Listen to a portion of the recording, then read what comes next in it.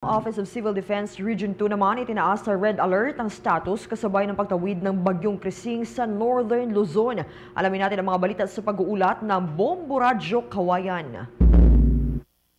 Itinaas na ng Office of Civil Defense sa OCD Region 2 ang red alert status kasabay ng pagtawid ng bagyong Krising sa Northern Luzon. Sa panayam ng Bombo Radyo Kawayan kay OCD Region 2 Information Officer Mia Carbonel, sinabi niyang nagsagawa na sila ng Pre-Disaster Risk Assessment o PDRA noong July 16 kasama ang DOST Pag-asa, DNR, MGB, mga PDRRMCs, MDRRMC at local DRRMs upang talakayin ang mga posibleng epekto ng bagyo batay sa forecast ng Pag-asa. Kahapon ay itinas muna sa blue alert status ang OCD Region 2 at inactivate ang Crisis Communication Cluster upang maisagawa ang mga proactive na hakbang para sa tamang pagbibigay ng impormasyon sa media. Isinagawa na rin ang preemptive evacuation sa mga lugar na posibleng daanan ng bagyo.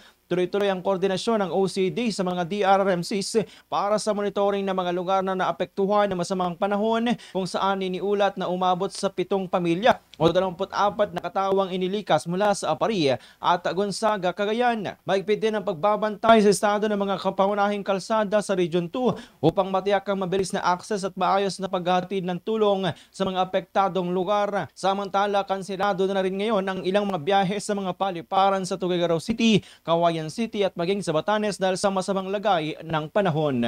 Meron pong preemptive evacuation na nangyari po sa munisipyo po ng Apari at Gonzaga.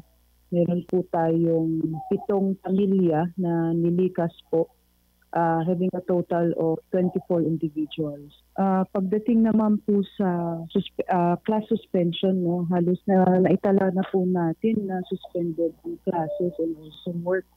No, meron po sa the whole region, no, meron na pong cancellation ng classes as early as yesterday.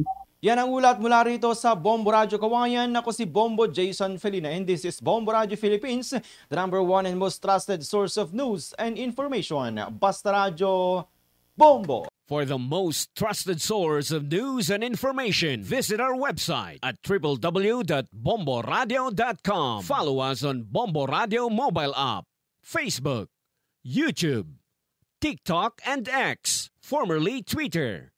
Like, share, and stay connected. Anytime, anywhere.